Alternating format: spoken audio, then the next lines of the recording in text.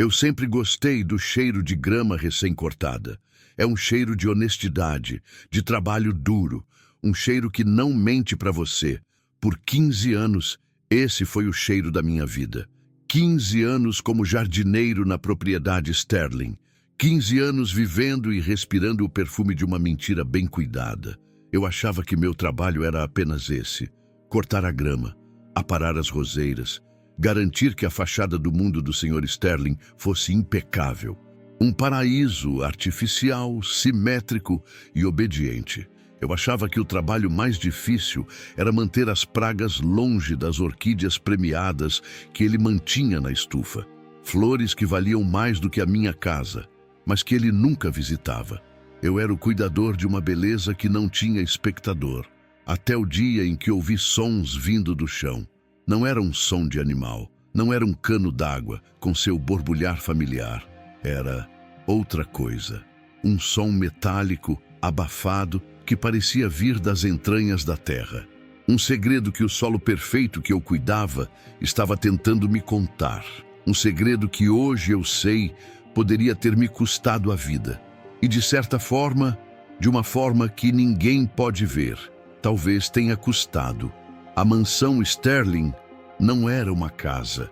Era uma fortaleza de vidro e concreto, projetada por um arquiteto famoso que provavelmente ganhou um prêmio por criar a prisão mais bonita do mundo. O Sr. Sterling era um homem que valorizava a privacidade acima de tudo. Um bilionário do setor de tecnologia, diziam os raros artigos na internet. Para mim, ele era apenas uma sombra, uma silhueta que às vezes passava por trás das imensas janelas de vidro fumê. Uma voz rara e metálica no intercomunicador, me pedindo para ajustar a altura das sebes em meio centímetro. Em 15 anos de serviço, acho que troquei menos de 100 palavras com ele. E nenhuma delas foi sobre algo que realmente importava. Éramos poucos funcionários. Um punhado de fantasmas contratados para manter a ordem em um castelo vazio. A maior parte da casa era automatizada, governada por uma inteligência artificial que controlava as luzes, a temperatura e, eu suspeitava, até mesmo o nosso humor. A regra principal era clara: cada um no seu quadrado. Ninguém faz perguntas. A cozinheira não perguntava por que o patrão às vezes passava dias comendo apenas barras de proteína. O segurança não perguntava sobre os carros sem placa que entravam de madrugada. E eu não perguntava nada. Nosso único passatempo eram os rumores, sussurrados na copa dos funcionários, um lugar tão estéril quanto uma sala de cirurgia. Falávamos de festas estranhas que nunca produziam lixo, de visitantes que chegavam de helicóptero no meio da noite e iam embora antes do amanhecer, deixando para trás apenas o silêncio e o cheiro de querosene no ar. Eram histórias que nos ajudavam a preencher o vazio daquele lugar, a dar algum sentido à excentricidade que pagava nossos salários. E dentro do meu quadrado havia um quadrado menor, uma área proibida. Um pedaço de uns 200 metros quadrados nos fundos da propriedade, escondido atrás de uma fileira de ciprestes altos e sombrios. Nós a chamávamos entre nós de o Jardim Silencioso. O nome não foi dado por acaso. Era uma regra não escrita, uma lenda urbana passada de funcionário para funcionário com um ar de advertência.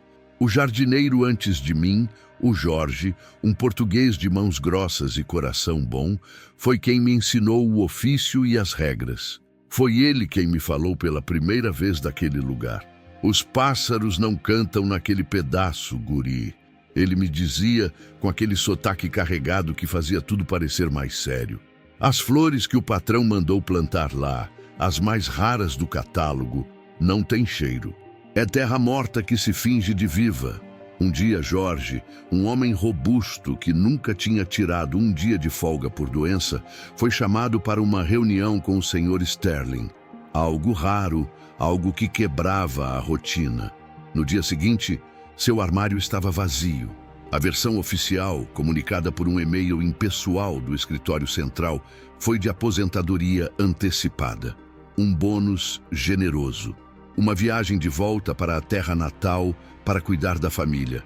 Ninguém nunca mais ouviu falar dele. Seu telefone, que eu tentei ligar algumas vezes, dava sempre fora de área. A desculpa oficial para a interdição do Jardim Silencioso era a preservação de uma espécie rara de grama, a poa supina, que exigia condições de solo muito específicas. Uma mentira que ninguém se dava ao trabalho de questionar. Por 15 anos, eu não questionei. Eu tinha meus próprios problemas. Problemas muito maiores do que um pedaço de grama esquisita. Minha filha, Lia, meu mundo inteiro encapsulado em um corpo frágil de 12 anos. E o mundo dela estava diminuindo, se encolhendo a cada dia. Uma doença degenerativa rara, com um nome tão complicado que eu nem consigo pronunciar. Os médicos falavam em tratamentos experimentais, em viagens, em clínicas nos Estados Unidos ou na Suíça.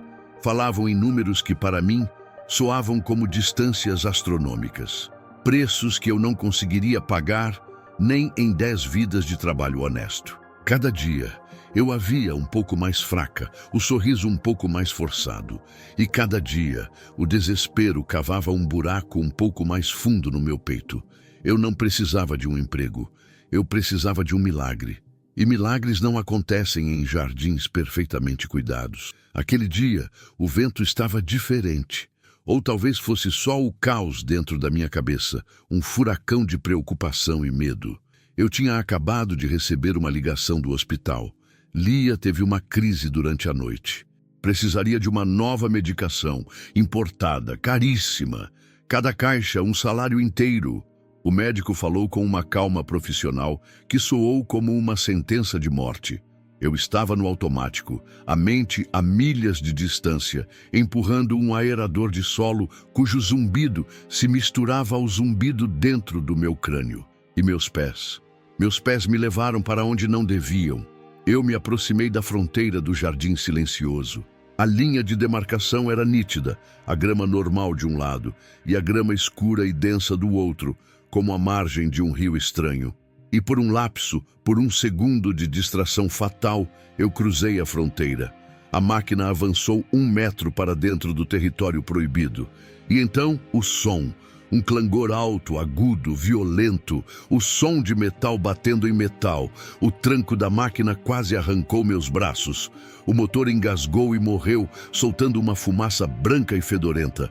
Meu primeiro pensamento foi o custo do conserto. O quanto sairia do meu salário, já miserável, para pagar por um erro estúpido. Fúria e pânico borbulharam juntos. Eu me ajoelhei, o coração martelando contra as costelas. Afastei a grama escura e densa com as mãos. Ela era estranhamente fria ao toque. A terra por baixo era compacta, quase artificial. Eu cavei com os dedos, sem me importar com a sujeira sob as unhas. E então, meus dedos tocaram algo frio. Liso, metálico. Não era uma pedra, não era um cano. Eu limpei a terra ao redor com uma urgência que eu não entendia, e a forma começou a surgir. Era uma escotilha, quadrada, de mais ou menos 1 metro por 1 metro, com uma reentrância discreta no lugar de uma maçaneta. A pintura era de um verde tão escuro, quase preto, que se misturava perfeitamente com a grama e a sombra dos ciprestes. Era uma camuflagem perfeita. Meu coração, que já estava acelerado, disparou de vez. Eu olhei instintivamente para a mansão, procurando por movimento. Olhei para as árvores, tentando localizar as lentes das câmeras de segurança que eu sabia que estavam lá. Elas pareciam olhos de abutre, esperando. 15 anos. 15 anos passando ao lado daquele lugar, e aquilo sempre esteve ali, dormindo sob a terra. O que era aquilo? Um reservatório de água antigo? Uma fossa séptica esquecida? Não, não. A precisão, a tecnologia silenciosa que eu sentia emanando dela, a forma como estava escondida, aquilo era outra coisa, era intencional, era um segredo. E foi então que eu ouvi de novo, mas desta vez, porque eu estava perto, porque eu estava prestando atenção. Encostei o ouvido na superfície de metal frio, o som ficou mais claro, um zumbido, baixo, elétrico e constante, o som de máquinas vivas, o som de eletricidade correndo em veias de cobre e depois um clique, um som mecânico preciso, como o de uma tranca se movendo, abafado mas inconfundível. A minha mente gritava, ela berrava para eu me afastar, para eu levantar, jogar um pouco de terra por cima, arrastar a máquina quebrada e fingir que nada aconteceu. Era o instinto de sobrevivência, o instinto de um pai que não podia se dar ao luxo de perder o emprego, o instinto de um homem que sabia que naquele lugar a curiosidade não matava o gato, ela o fazia desaparecer. Mas o desespero, o desespero. O desespero é um ácido que corrói a prudência. Ele sussurrava outra coisa no meu ouvido, uma ideia venenosa e sedutora. E se ali embaixo, estivesse a resposta? O milagre? O que um homem como Sterling precisaria esconder com tanto cuidado? Dinheiro, joias, segredos que valiam uma fortuna? O diabo estava na minha frente me oferecendo uma maçã. Eu sabia que era veneno, mas eu estava morrendo de fome, e a minha filha também. Eu olhei para as minhas mãos sujas de terra e tomei a minha decisão. A minha mão suja de terra encontrou o encaixe na escotilha. Por um segundo, hesitei. Uma última porta se abrindo na minha mente. Uma última chance de voltar para a segurança da minha vida medíocre, para a familiaridade do meu desespero. Eu pensei no rosto de Jorge, o jardineiro antigo, na sua aposentadoria súbita. Teria ele encontrado essa mesma porta? Teria ele a aberto? O silêncio que se seguiu à sua partida era a única resposta que eu tinha. Mas então, a imagem do rosto pálido da minha Lia na cama do hospital tomou conta de tudo. O som da máquina de bips que media sua vida frágil.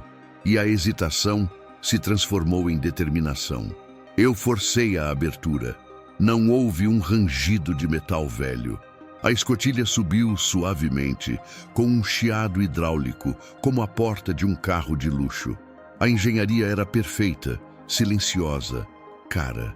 A abertura revelou não uma escada de porão mofada, mas o topo de um elevador de metal escovado, com um único botão iluminado em um branco suave. Não havia teias de aranha, não havia cheiro de mofo. O que vinha de baixo era um cheiro diferente. Um cheiro de ar filtrado, frio e um leve odor de ozônio, como o ar de um escritório caro depois que todos foram embora. Eu olhei para os lados, uma última vez, a paranoia correndo nas minhas veias. As câmeras da mansão pareciam me encarar, silenciosas e julgadoras. Mas daquele ângulo, escondido pela sombra dos ciprestes, eu estava em um ponto cego. Eu sabia, pois era o mesmo ponto cego que eu usava para descansar por 5 minutos extras nos dias de calor insuportável. Eu entrei no elevador. Era pequeno, claustrofóbico. A porta se fechou acima de mim com um clique hermético e a luz do sol desapareceu. Por um segundo, fiquei na escuridão total, o coração na boca. Então, luzes internas se acenderam, revelando paredes de aço polido. O som da minha própria respiração era ensurdecedor. O elevador começou a descer. Um zumbido suave e constante, sem qualquer solavanco. Não havia botões de andar. Era uma viagem só de ida para o desconhecido. Cada segundo que passava, cada metro que eu descia para as entranhas da terra, eu repetia o nome da minha filha como um mantra. Lia, Lia, Lia. Era uma justificativa para a minha loucura. Uma prece para que aquela violação de todas as regras que regiam a minha vida valesse a pena.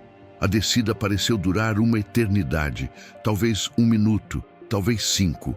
E então parou, com a mesma suavidade com que começou. A porta se abriu e eu prendi a respiração. Eu esperava concreto, aço, um abrigo de sobrevivência funcional e feio. O que eu encontrei foi um apartamento de luxo, um clone subterrâneo da própria mansão lá de cima, só que sem janelas para o mundo. Tapetes persas cobriam o chão de mármore. As paredes eram revestidas de madeira escura e polida. Sofás de couro que pareciam custar mais do que tudo que eu já tive na vida. Havia uma adega de vinhos iluminada, com centenas de garrafas deitadas como soldados em descanso. A iluminação era baixa, indireta, vinda de sancas no teto, criando uma atmosfera de lounge de hotel 5 estrelas. O ar era gelado e o silêncio era uma coisa física. Era tão profundo, tão absoluto, que eu podia ouvir o sangue pulsando nos meus ouvidos. Era o silêncio do dinheiro. O silêncio de um lugar totalmente isolado do resto do mundo. Eu saí do elevador, meus passos incertos sobre o tapete macio. Toquei as costas de um sofá de veludo. A textura era surreal. Olhei para os rótulos dos vinhos na adega. Nomes que eu só tinha visto em filmes. Garrafas que eu sabia que valiam o meu salário de um ano inteiro. Passei por uma cozinha gourmet de aço inoxidável. Impecável. Não havia uma única marca de uso, uma migalha, um copo fora do lugar.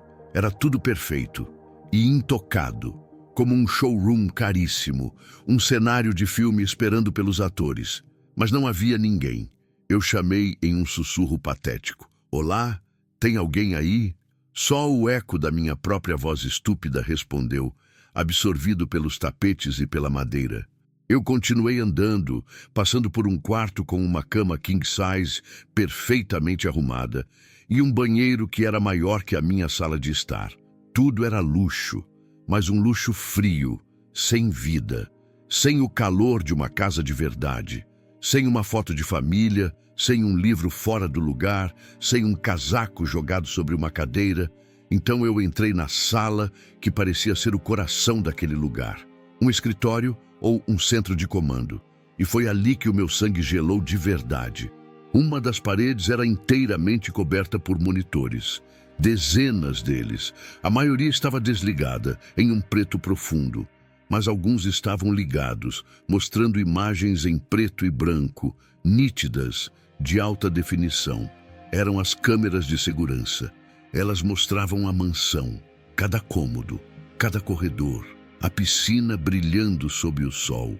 E ali, em uma das telas, eu vi o meu carrinho de jardinagem, abandonado ao lado da moita, a máquina de aerar, caída. Eu estava me vendo. Ou melhor, vendo o lugar onde eu deveria estar. Vi a cozinha dos funcionários vazia, vi o portão da frente, ele via tudo, tudo. A paranoia dele não era doença, era um sistema. Havia uma câmera no ninho de um pássaro falso na grande sequoia. Uma câmera no olho de um anjo de mármore da fonte. Ele não era um homem em uma casa. Ele era um deus em seu próprio Olimpo, observando os mortais lá de cima. Meu olhar se desviou das telas e caiu sobre a mesa. Uma grande mesa de metal e vidro. E sobre ela, arrumados com uma precisão quase cirúrgica, estavam os objetos que mudaram tudo. Eram kits de fuga. Havia uma pilha de passaportes de uns 5 países diferentes, todos com a foto do Sr. Sterling, mas com nomes diferentes. Nomes americanos, suíços, russos. Ao lado, pilhas de dinheiro, dólares, euros, francos suíços, ienes, selados a vácuo em pacotes transparentes, e chaves. Conjuntos de chaves de carros de luxo, de iates, de aviões. Aquilo não era um abrigo para se proteger do mundo. Era uma estação de lançamento para desaparecer do mundo. Um plano B, C, D e E para uma vida inteira. Um kit de emergência para um homem que podia simplesmente evaporar e se tornar outra pessoa, em outro continente a qualquer momento. O pensamento me atingiu como um soco. O dinheiro. Havia tanto dinheiro ali. Eu me aproximei, hipnotizado. Estiquei a mão, trêmula. Um maço, apenas um. Resolveria tudo. O tratamento da Lia, as dívidas. Uma vida nova para nós, longe daqui. Era tão fácil. A minha mão pairou sobre uma pilha de euros, mas algo me impediu. Não foi a moralidade, foi um medo primordial. Aquilo não era dinheiro esquecido em uma gaveta. Cada nota, cada passaporte, parecia estar exatamente onde deveria. Havia uma ordem naquilo.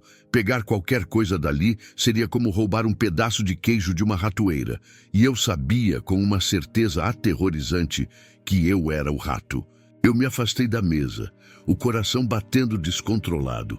Meu olhar varreu a sala de novo, procurando, eu não sei o quê, uma saída, uma explicação. E então eu parei em uma parede. A parede atrás da mesa era coberta por uma estante de livros.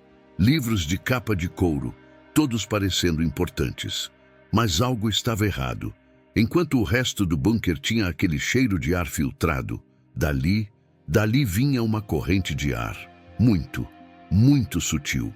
Mas num lugar hermético como aquele, era como um grito no silêncio. Eu me aproximei. Os livros pareciam nunca ter sido abertos. Eram adereços.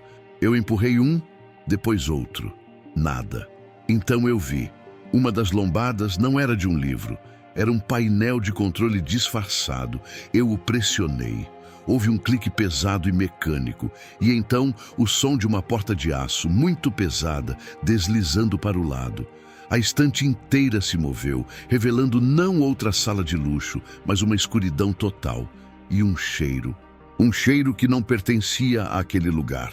Um cheiro de antisséptico, de hospital, de um lugar onde a vida e a morte são negociadas. O verdadeiro segredo não era o bunker. O bunker era apenas a recepção. A escuridão que a porta revelou era diferente. Não era a escuridão de um cômodo com a luz apagada. Era uma escuridão pesada, antiga. E o cheiro de hospital se intensificou. Cheiro de limpeza, de esterilização, mas com uma nota por baixo, algo metálico e adocicado que me revirou o estômago. Eu hesitei na entrada daquela nova passagem. A parte racional do meu cérebro, a pequena parte que ainda não estava dominada pelo desespero, gritava para eu dar meia volta. Eu já tinha visto demais. Eu já sabia que o Sr. Sterling não era apenas um bilionário recluso. Ele era um fantasma, pronto para desaparecer. Um homem com segredos que valiam milhões. Mas a imagem de Lia, o som da sua respiração difícil, era mais forte. O que diabos ele precisaria esconder aqui embaixo que exigisse ainda mais segurança do que um bunker de fuga multibilionário? A resposta para essa pergunta parecia mais importante do que a minha própria segurança. Eu peguei meu celular, o suor fazendo o aparelho escorregar na minha mão. Liguei a lanterna. O facho de luz cortou a escuridão. E o que ele revelou fez meu queixo cair. Era um corredor longo e estreito, mas as paredes não eram de madeira polida. Eram de concreto nu, frio e manchado. O contraste com o luxo de onde eu vinha era brutal. O som dos meus sapatos no chão de cimento polido ecoava de uma forma assustadora. Era como descer de um palácio para uma tumba. Havia portas de metal pesado ao longo do corredor. Portas industriais, com trancas eletrônicas. Eu tentei a primeira, trancada. A segunda, a mesma coisa. Eu continuei até o fim do corredor, até a última porta. E essa estava diferente. Estava ligeiramente entreaberta. Uma fresta de escuridão. Alguém tinha estado aqui, recentemente. Eu empurrei a porta. Ela se abriu com um rangido lento e agudo. O único som de imperfeição que eu tinha ouvido em todo aquele complexo. Apontei a lanterna para dentro. E o que eu vi não fez sentido. Meu cérebro simplesmente se recusou a processar a cena por alguns segundos. Não era uma cela. Não era um cofre. Era um quarto de criança.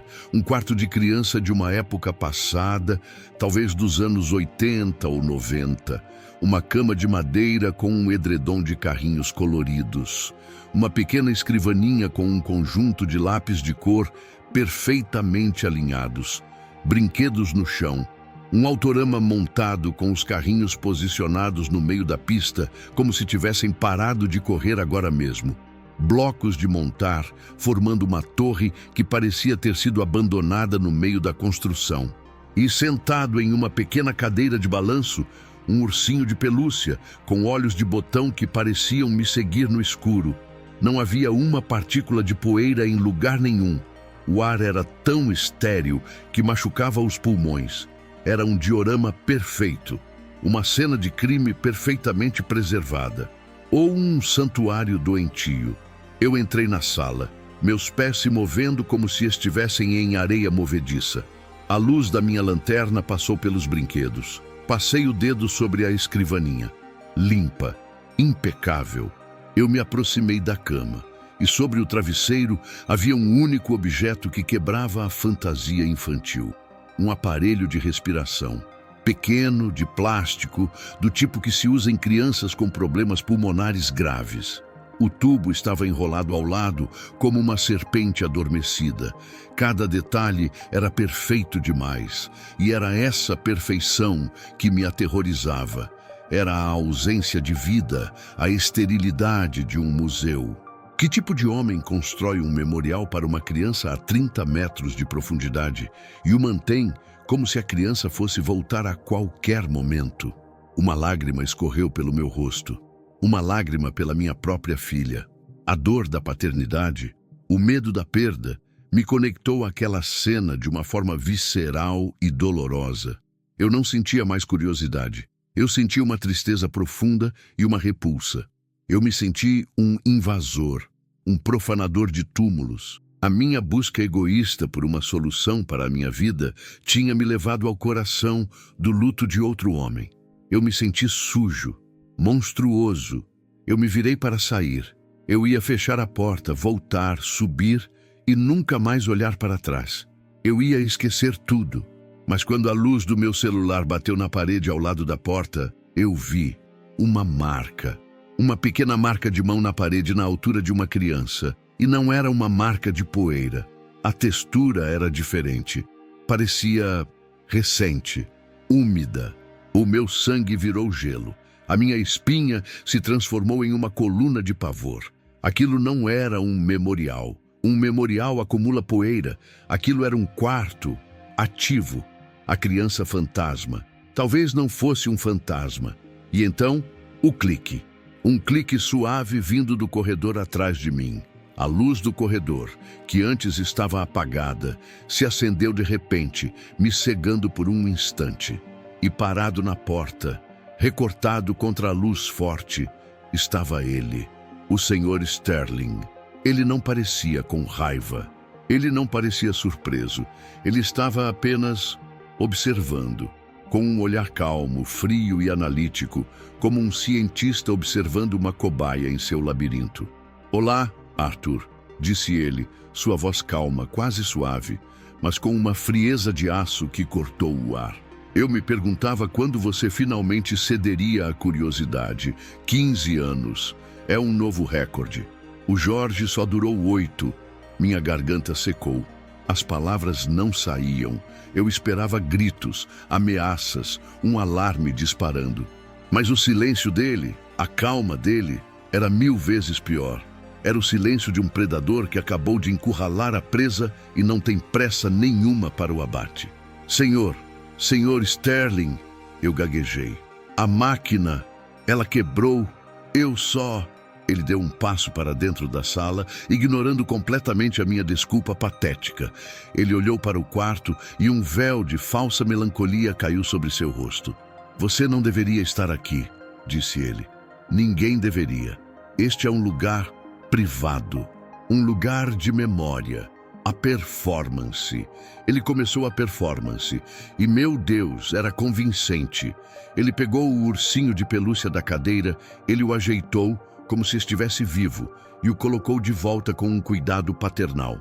Este era o quarto do meu filho, Thomas. Ele teria a sua idade agora, talvez um pouco mais velho. Ele era frágil, como uma flor de estufa. O mundo lá de cima era barulhento e sujo demais para ele. Ele precisava de ar puro, silêncio. Ele estava mentindo. Eu sentia nos meus ossos a marca de mão na parede, a ausência de poeira, mas a dor na voz dele era tão real. Ele estava usando a verdade como isca. Ele sabia da minha filha. De alguma forma, ele sabia. E estava conectando a dor dele à minha. Eu sinto muito", consegui dizer. "Eu não sabia. Eu vou embora. Eu não vi nada." Ele riu. Um som baixo, sem humor que não chegou aos seus olhos. "Não viu nada? Arthur, você está no coração do meu universo. É claro que você viu. Você viu o dinheiro, os passaportes, você viu a fortaleza e agora Você viu o santuário. A questão não é o que você viu. A questão é o que você entende. Ele se aproximou, e mesmo não sendo um homem grande, sua presença parecia sugar todo o ar da sala. Eu sei sobre a Lia, Arthur, a contagem de plaquetas, a degeneração neuromuscular. Eu sei do tratamento experimental em Baltimore. Custa 1,7 milhão de dólares, sem contar as despesas. Eu sei que o seu plano de saúde é uma piada e que você está pensando em vender a casa dos seus pais. O chão sumiu debaixo dos meus pés. Ele não era só onipresente, ele era onisciente. O meu desespero não era um segredo, era uma ferramenta que ele estava guardando para usar no momento certo. E o momento era agora. Você acha que eu sou um monstro, não é? Ele continuou, a voz ainda perigosamente calma. Mas o que um pai não faz por um filho? O que você não faria pela Lia? Você invadiu a minha casa, o meu lugar mais sagrado, por ela, não foi? Procurando algo que pudesse salvá-la. Eu entendo isso. Eu respeito isso. Ele se afastou e foi até a pequena escrivaninha. Abriu uma gaveta, tirou de lá um único cartão de metal preto, um cartão de banco pesado e frio. Eu vou te oferecer uma escolha, Arthur. Uma escolha que o Jorge não teve a inteligência para aceitar. Ele estendeu o cartão para mim. Opção A. Neste cartão, há 5 milhões de dólares. É seu, sem perguntas. É mais do que suficiente para o tratamento da Lia, para uma casa nova, para nunca mais ter que se preocupar com dinheiro. Mas ele fez uma pausa. Você continua trabalhando para mim. Aqui embaixo, você será o curador deste lugar. O guardião do meu segredo. Você fará parte dele. Eu entendi. Ele estava me comprando, minha alma. Eu seria o carcereiro de um fantasma, cúmplice de um crime que eu nem entendia. Preso a ele para sempre pela gratidão e pelo medo. Ou, ele continuou, opção B, você pode ir embora, agora. Voltar para a sua vida, para as contas, para o desespero. Eu não vou te machucar. Mas você será uma ponta solta, e eu não gosto de pontas soltas. Você será livre, mas nunca mais terá um dia de paz na sua vida.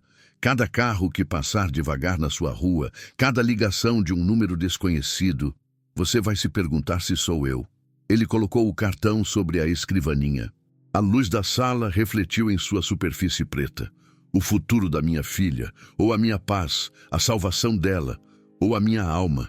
Ele me deixou sozinho no quarto, com o ursinho de pelúcia me encarando e o peso do universo sobre os meus ombros. Ele me deu uma escolha, a cura para a minha filha ou a minha paz. Até hoje, quando fecho os olhos, não sei qual das duas eu perdi para sempre naquela noite, debaixo da terra. Chegou aquela hora. Se essa história te pegou, faça o ritual completo. Deixa o like para fortalecer, se inscreve para não perder o fio da meada e ativa o sino para ser o primeiro a saber o que vem por aí. Sua opinião também vale ouro, então comenta aqui embaixo.